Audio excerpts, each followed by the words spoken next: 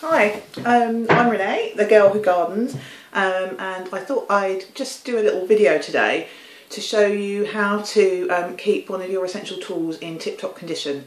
We've been talking a lot about pruning the last week or so. It's that time of year when lots of things get pruned, and one of the tools that most gardeners use is a pair of secateurs to do their pruning.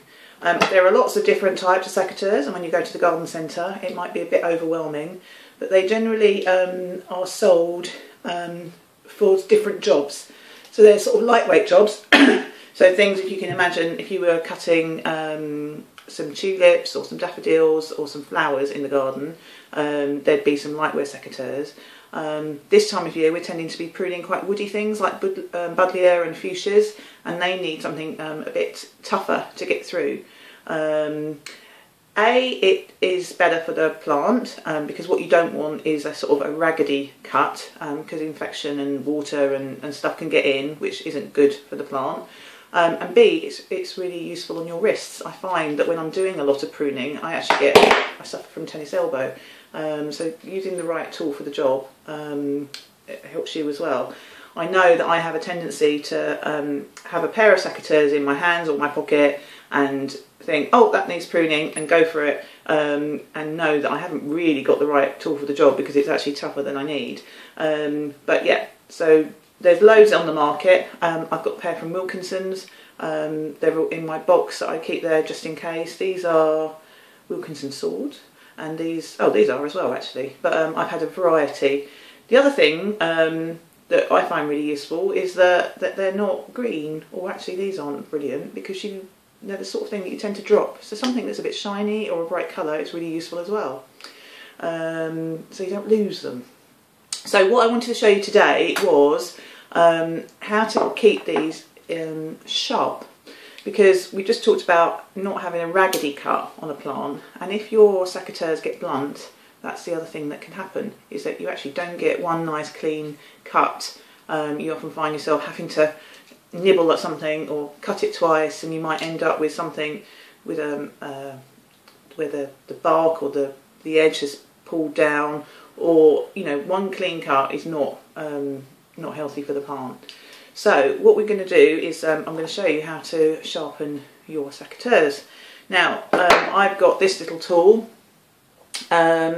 It's called a multi-sharpener, and what it's got is just a metal edge that you can use to sharpen. They come in all shapes and sizes. There's some, I've got another one somewhere which I couldn't find for today, that looks like a pen, I suppose, is round, but they all do the same job. I don't know if you remember, we don't seem to do it anymore. Why don't we sharpen our knives in the house? I remember my granddad sharpening the knives, before carving.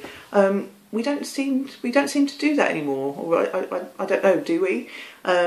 But keeping these in tip-top condition means using one of these really, really regularly. I probably use one every time that I garden. So yeah, it's really, really simple.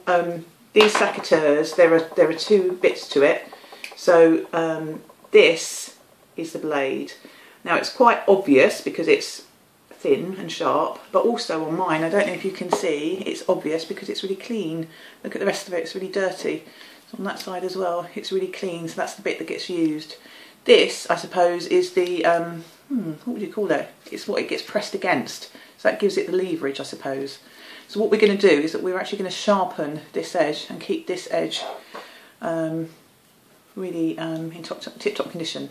So we're literally just going to rub this up and down, but there is one thing we need, and often in life we need this to make sure things work, and that's a bit of lubrication.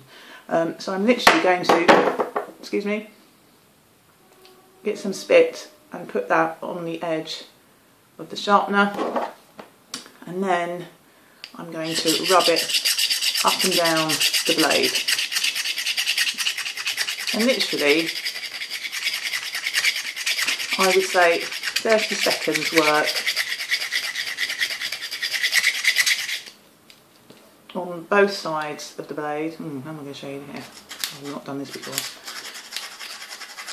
Not for an audience anyway. So we're going to sharpen the blade.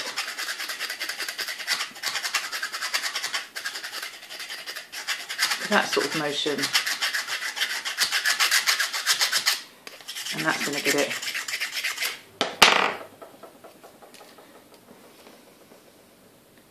nice and clean for our next job. That can be used on all sorts of secateurs.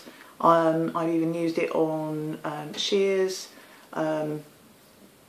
Hardware shops will sharpen your tools for you. So if you do have shears or pruners, hand pruners or anything like that, they will sharpen them for you. But why not give it a go at home? Okay, I hope that was useful, and I'll see you again soon. Bye!